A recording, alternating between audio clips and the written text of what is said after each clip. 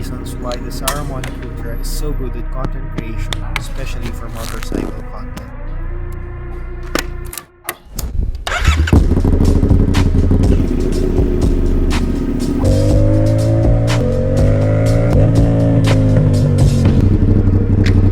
Number 1, yung 32-bit float audio niya.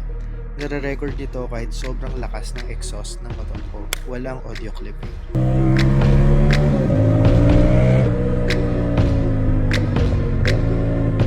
Number 2 is the form factor. Sobrang liit lang niya pero ang daming features ang nilagay ng Saramonic dito. May malakas din itong magnetic attachment.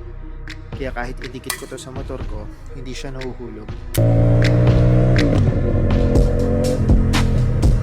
Number 3, meron din itong external antenna that can boost the signal strength to 300 meters.